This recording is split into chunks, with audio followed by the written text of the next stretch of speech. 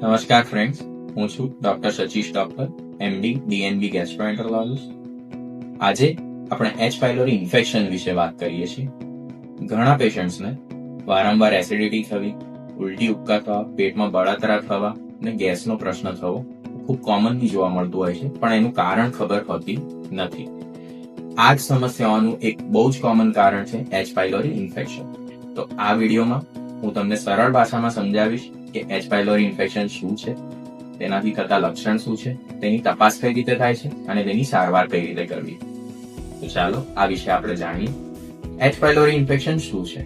H pylori infection એક બેક્ટેરિયાના ઇન્ફેક્શનથી થાય છે, જે આપણા સ્ટમકના અંદરના દિવાલમાં રહે છે. નોર્મલી જે સ્ટમકનો એસિડ હોય તે બેક્ટેરિયાને મારવા માટે સક્ષમ હોય છે, પણ એચ પાયલોરી બેક્ટેરિયા આવા એન્વાયરમેન્ટમાં બી સર્વાઈવ થઈ શકે છે. ધીમે ધીમે ઇન્ફેક્શનના કારણે સ્ટમકની દિવાલમાં સોજો આવવો, ગેસ્ટ્રાઇટિસ થવું અને અલ્સર થવાની પણ શક્યતા હોય છે. એચ પાયલોરી ઇન્ફેક્શન ફેલાય કઈ રીતે છે? ઇન્ડિયામાં એચ પાયલોરી ઇન્ફેક્શન ખૂબ જ કોમન છે. ખરાબ પાણી પીવાથી, અશુદ્ધ ખોરાક ખાવાથી, હાથ અસ્વચ્છ હોવાથી અથવા પરિવારના નજીકી સંબંધ હોવાથી આ ઇન્ફેક્શન મોટાભાગના કેસમાં ફેલાતું હોય છે. એચ પાયલોરીના લક્ષણ શું હોય છે? એચ પાયલોરી ઇન્ફેક્શનમાં ઘણા દર્દીઓને કોઈ જ લક્ષણ નથી હોતું. જે કોમન લક્ષણ જોવા મળતા હોય છે તે છે એસિડિટી, ગેસ, ઉલટી કે ઉપકા થવા, પેટ વહેલું ભરાઈ જાય કે ખોરાક ખાવાની રુચિ ન રહે. આ એના કોમન સિમ્પટમ્સ છે. તો આમાં ચેતવણીવાળા લક્ષણ કયા છે? કાળો ઝાડો થવો અથવા ઉલટીમાં લોહી આવવું અથવા સતત વજન ઘટવું અથવા પેટમાં બહુ સિવિયર દુખાવો થતો હોય, આવા કેસમાં દર્દીએ તાત્કાલિક ડોક્ટરને મળી લેવું જોઈએ. એચ પાયલોરી ઇન્ફેક્શનની તપાસ કઈ રીતે થાય છે? તપાસ માટે બે બહુ સરળ ટેસ્ટ છે, સ્ટૂલ એન્ટીજન ટેસ્ટ અને યુરિયા પેટ ટેસ્ટ. કેટલાક દર્દીમાં ક્યારેક એન્ડોસ્કોપીની પણ જરૂર પડે છે. તો બધા દર્દીમાં સેમ જ ટેસ્ટ કરવાની જરૂર હોતી નથી. તેનું ડિસિઝન ડોક્ટર એમના સિમ્પટમ્સ પ્રમાણે નક્કી કરતા હોય છે. હવે સારા સમાચાર આપણા માટે એ છે કે એચ પાયલોરી સંપૂર્ણપણે ટ્રીટેબલ છે. તેની ટ્રીટમેન્ટ માટે 2 કે 3 એન્ટીબાયોટિક્સ અને શરીરમાં એસિડ સિક્રેશન ઓછું થાય તેના માટેની મેડિસિન આપવામાં આવતી હોય છે.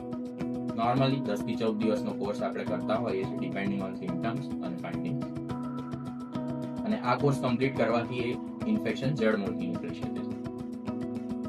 ખાસ ધ્યાન દર્દીએ શું રાખવું આ દરમિયાન કે દવાઓ ગમે તે રીતે વચ્ચેથી પાડવી નહીં, જાતે કોઈ બી દવા લેવી નહીં અને ડોક્ટરે જે તે કોર્સ આપ્યો હોય તે વ્યવસ્થિત રીતે પૂરો કર્યા બાદ ડોક્ટરને ફરીથી મળવું. કારણ કે ઘણીવાર અમુક દર્દીમાં એ ઇન્ફેક્શન પૂરેપૂરું નીકળ્યું છે કે નહીં તેના માટે ફરીથી દવાના કોર્સ પછી આપણે ટેસ્ટ કરવાની જરૂર પડતી હોય છે.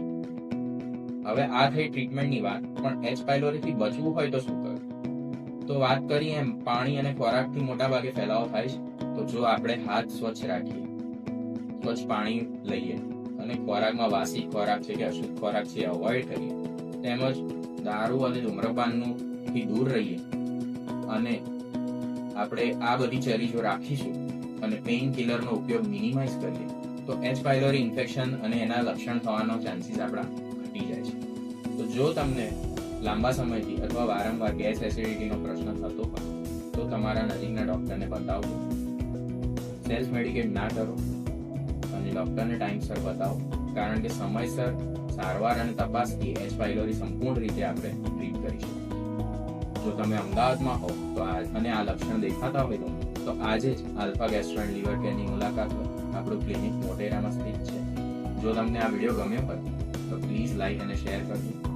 Stay healthy.